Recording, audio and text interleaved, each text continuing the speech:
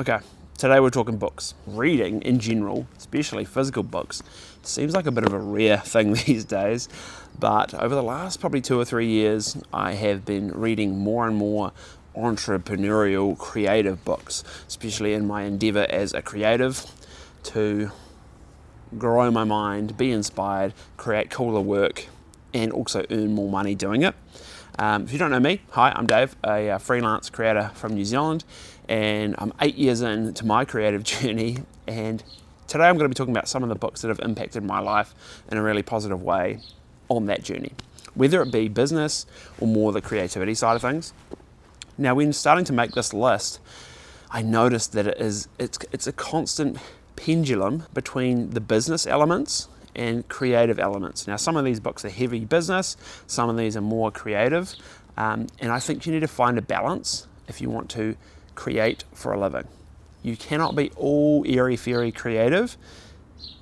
Most people cannot be all airy-fairy creative, and the same thing, most people can't be all business, because then their creative probably sucks. So let's dive into the list. No specific order at this point, and I've got a few extras at the end as well. Okay, first up on the list, I have Show Your Work by Austin Kleon. Now, this is a pretty short and sharp book, recommended by my friend Callum. I wish I have a physical copy of it, but unfortunately I don't. Half of these I've got on my Kindle, because I'd often read at night, but really it is a poke, a prod, a nudge to put your work out into the world. The title's pretty obvious, Show Your Work, and that's essentially what it is. It's a prompt and a real push for some of you out there who are not sharing your work online. You might be in the trenches editing photos and videos and doing amazing designs, but never putting it out to the world. And this book kind of is just overwhelming pressure and reinforcement as to why that is so important, why it's amazing for your business, why it's amazing for you as a creator as well. So, simple read, easy read, book number 1, done. Okay, this next one on the list, The Creative Act by Rick Rubin, is a juggernaut of a creative book. I absolutely ate this one up. I had to buy a physical copy of it. It's beautiful. It is I would consider it like a creative Bible. It's that good. Rick Rubin is an interesting creature. If you don't know who he is, highly recommend checking him out. There's amazing multiple hour-long podcasts of him on Joe Rogan, on lots of other platforms, talking about creativity and his take on it. It's refreshing, it's interesting, and he's a really interesting dude. The book itself is chunky, but also bite-sized. There are little chapters that you can honestly open this up, flick to a random page, read it, take something from it, and then move on with your day. I had my highlighter out with little pointers and little things all throughout my time reading it, and it honestly took me months to read that book for some reason. Some of these are small and super short, which we'll get to soon, but that one's a bit chunkier, but a really good read. Highly recommend buying a physical copy. It's gorgeous, but recommend sinking your teeth into it. It'll really get your creative juices flowing about the whole process and how you can enjoy that along the way. $100 Million Leads by Alex Hormozi and The Offers book. Those are the two that I've been reading lately, but $100 Million Leads specifically has been awesome. I'm probably 85% of the way through that book at the moment, and it's on my recommendations list because it's that damn good. It's talking about, it's applicable for everyone in business, really, because you all need some form of leads. You all need people coming to seek your expertise and see what you do, and that book's all about how to get that. I don't want to go too into the technical, but it's a really nice read. I'm not one of those people who likes a super technical book that you can't just flow through, but the way Alex writes is so casual that it's really entertaining to read, and it's simple, it's effective. You'll take away a lot from it, especially if you're in the creative space but you want to run a business. This is kind of essential reading. I'm amazed that it took me this long to finally get to it. Highly recommend that book. Just looking at the name of this book on the page has got me excited, but the next book on our list is Story Brand by Donald Miller. Now, this is another fresh one of my list. I probably finished it a month ago, and I'm amazed that it took me that long to find and read that book. I would recommend anyone in business read that book. anyone. StoryBrand is, honestly, it was so elite. Like, it's really good. The funny story on how I even found that book really quickly was that I was on ChatGPT trying to find creative ideas and things to make stupid reels. And looking back, all the ideas kind of suck, but one of them said, hey, explain why this book changed the way you create.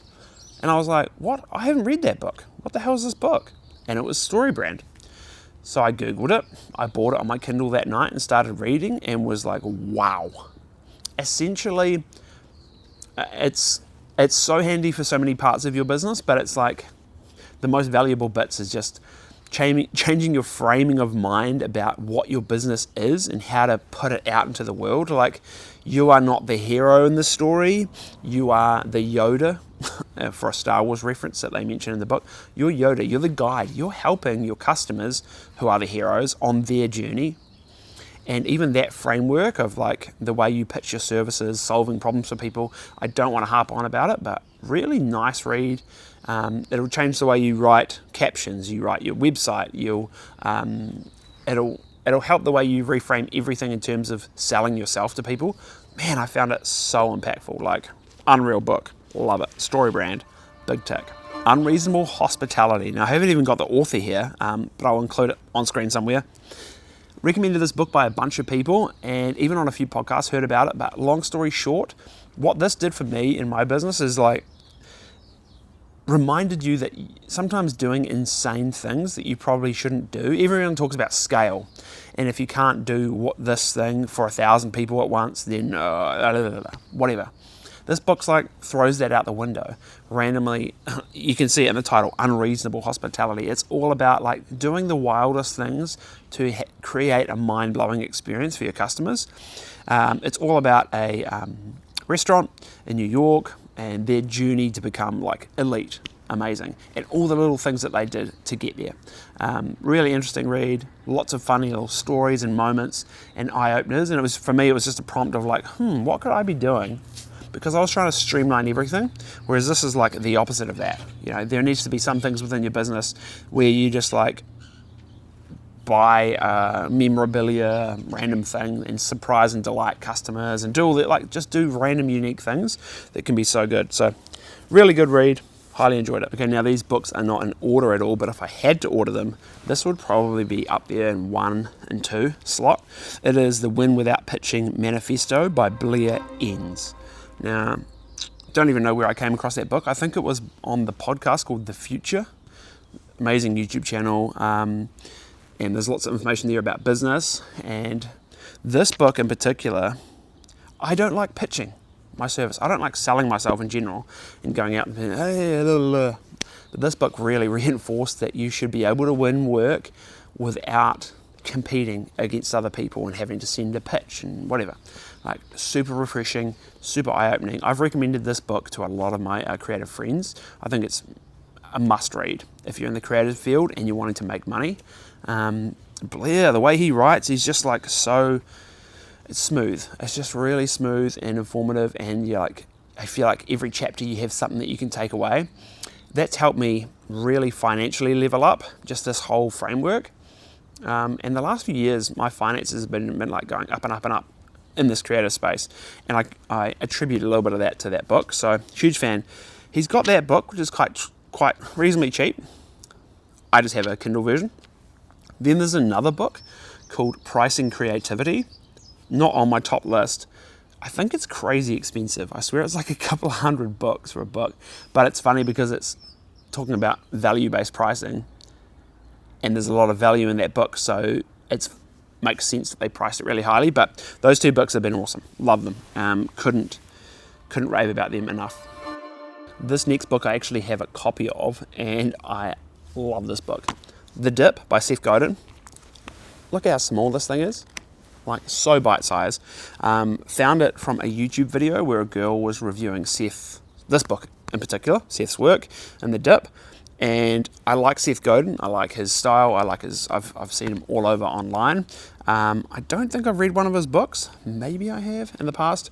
But man, I love this book. It honestly, this one book alone made me want to quit golf and also made me want to quit photography, professional photography. I'm a videographer slash photographer, and it made me want to completely quit that whole side of my business after reading it. The extraordinary benefits of knowing when to quit and when to stick. And after reading it, I realized I need to quit photography. So, interesting read. I don't want to dive into it too much, but it is super simple, but could be a game changer for you. Now that's 7 books, and that's how many I promised, but I've still got some more sitting here, so I need to talk through. These are highly recommended, so let's rattle through them. Start with Why, Simon Sinek. I read this, honestly, before I started my business, probably 8 years ago, with my flight ticket sitting in here. Really great when you are starting something new and thinking about why on earth do you do it. Good read. Next one is How to Win Friends and Influence People by Dale Carnegie. Probably pronounced that wrong, but man, this is a must-read for every human, I think, honestly. Like, so I could read this again this year. I would love to read it again. But awesome book. Lots of little stories, lots of little just basics for being a good human. So highly recommend this book. Gladwell. Interesting read, how little things can make a big difference. A really refreshing read, interesting read, more about business, but also just like how one small little moment, you could be so close to having a small moment that could be the tipping point to kick off whatever in terms of business or whatever in terms of life. So I enjoyed this one probably a couple of years ago, could read again. Okay, last but not least, John Cleese, Creativity. I got this one out at the library, I don't know, last week, but same thing again. Look at this thing. It took me 2 coffees to read through. 1 coffee one day, and then got halfway through, then 2nd coffee the next day, bam. Oh, unreal. Very similar to the Creative Act, the Rick Rubin book, in terms of like a nudge for creativity and just having that process and building habits and all of those good things. But what this really gave me was like a reminder that you just need to sink your teeth into the work, and the first draft of something is probably going to be crap. So you just need to get through the first draft to then be able to revise it. But even like, honestly, I had a shoot this week where I had not done enough planning. I don't want to name names, but I hadn't done enough planning. And I realized while reading this book that I hate planning. I hate planning this video. I've been putting off planning even for this video. But my son's asleep at the moment, so I'm quickly recording it. But the reason planning is actually really helpful, I thought creating tick boxes and Notion documents and all that stuff is a bit of a faff sometimes. But actually what it's doing is you're planting little seeds in your brain, essentially, that so when you do, it's like everything in life, when you come around to it again, you can kind of go through the motions that little bit better. It's like athletes, how they kind of just don't even think, they're just acting and they're performing on the field. It's the same when I'm filming and I'm not having to analyze and freak out about every single shot. I'm just going with the flow, and I know what I want based on feel because I've been there and I've done that a bunch of times. So that's why a bit of the prep for my shoot that I should have done last week would have got me in the mind frame of, these are the types of shots that were on the references. These are the types of shots that we should be planning for this. Also, I go to sleep, my brain does fancy things, and then I can take that to the shoot, and I'm like that little % better. So, love this book. I've actually ordered 5 copies of it. So I don't own this one, but I bought 5 of them, and I want to give a few of them away. Comment. Let's do it. Comment on the end of this video if you've made it this far. If you want a copy of this, the first 3 people, I'm going to give away 3 of them to YouTube. If you comment on this video, I'll find a way to give you this book. Hope you enjoyed the video and you took something out of it. Get reading, or even chuck these on audiobooks. I know many of my friends love an audiobook, so sink your teeth into it and have a good day.